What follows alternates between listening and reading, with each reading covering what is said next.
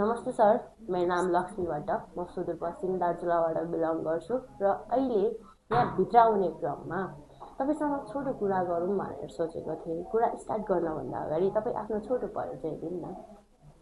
Okay, thank you so much Lakshmi मिसलाई जुन यो समय दिनुभयो। ठिक छ, सर्वप्रथम फेरि पनि सबैजनालाई नमस्ते। मेरो नाम आशिष राई, मेरो घर सोलुखुम्बु, मेरो एजुकेसन लेभल भनेको नर्मल +2 मात्रै हो र मेरो फ्यामिली ब्याकग्राउन्ड हेर्नुहुन्छ भने एकदम नर्मल छ र आज यो फिल्डबाट अगाडि बढेको मिनिमम 5 इयर क्रस भइसकेको छ है। र यो 5 इयर कन्ट्रामा चाहिँ कम्पनीको इलेक्ट्रिकल पोजिसनमा रहेर कार्य गरिराखेको छु। Thank you. ओके, तपाईँले यो कम्पनीबाट काम गर्ने क्रममा कस्तो कस्तो युजसँग फेस गर्नु भएको छ त? 5 इयर्स त कम्प्लिट भयो भन्नुभयो, इलेक्टेड पोजिसनमा छु भन्नुभयो र यो पोजिसन एचिभ गर्ने क्रममा र 5 वर्षको अन्तरालभित्र कस्तो कस्तो युथहरूले तपाईँसँग कुरा गर्नुभयो, कस्तो कस्तो युथहरूसँग तपाईँको भेट भयो, हामीलाई थोरै जानकारी प्रोभाइड गरिदिनु न। Okay, thank you so much क्वेसनको लागि मिसलाई। ठिक छ, मेरो जर्नीमा हेर्नुहुन्छ भने म धेरैवटा प्लेटफर्ममा, युनिभर्सिटीमा अथवा कम्पनीमा जोडेर कार्य गर्दै आइराखेको छु र मेरो जर्नीमा हेर्नुहुन्छ भने मैले कम्पनी अनुसार धेरै युथहरूसँग अथवा अहिलेको जेनेरेसनको हिसाबले हेर्नुहुन्छ भने टिन एज सँग पनि काम गरेको छु मैले र अलिकति ओल्ड एजकोसँग पनि काम गरेको छु मैले, सिङ्गल, म्यारिड है, र कोही अलिकति अनएजुकेटेड, कोही अलिकति बढी नै एजुकेटेड र क्वालिफिकेसन भएको व्यक्तिहरूसँग, युथहरूसँग मैले काम गरेको छु। र त्यो गर्ने क्रममा, अगाडि बढ्ने क्रममा भनेको चाहिँ यति कुरा हो, मैले स्टार्टिङमा भनेको चाहिँ हरेक चिज अथवा हरेक युथहरूलाई मैले अगाडि बढाइ सकिराखेको थिइनँ।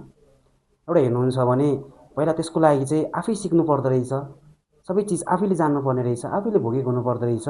र त्यसपछि मात्र भनेको चाहिँ हामीले जुनै पनि युथ है, जुन अघि मैले कुरा गरेँ, यङ, टिनेज, ओल्ड है, सिङ्गल, म्यारिड, जुनै पनि।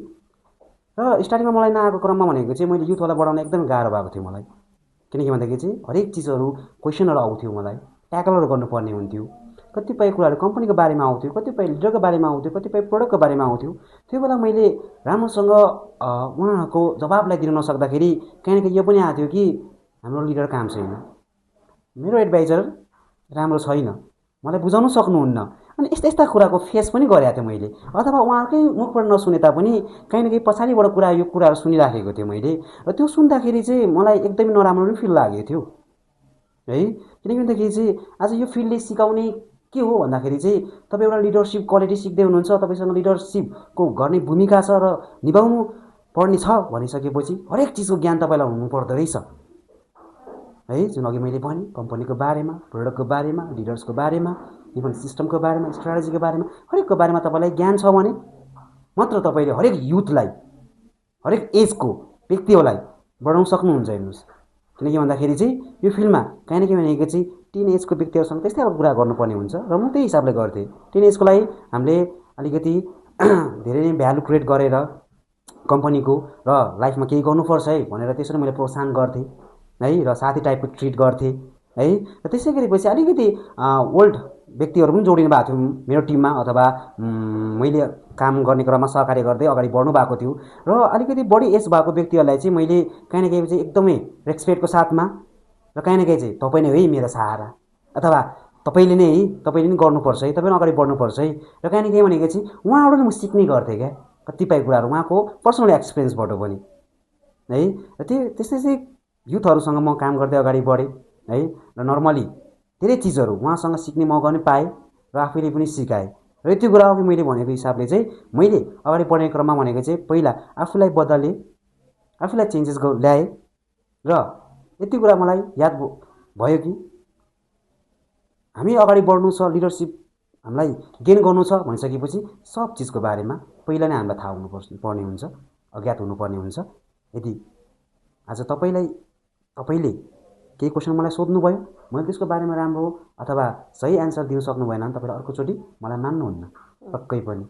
सो त्यही कारणले गर्दाखेरि हरेक युथसँगको एउटै मात्र मेरो जर्नी रहेको छ, त्यो भनेको मैले सिकेको कुराहरू सिकाउने, मेरो एक्सपिरियन्स मैले सेयर गर्ने र मैले कहिले पनि उहाँलाई डाउन गरिनँ कि म ठुलो लेभलमा छु भनेर।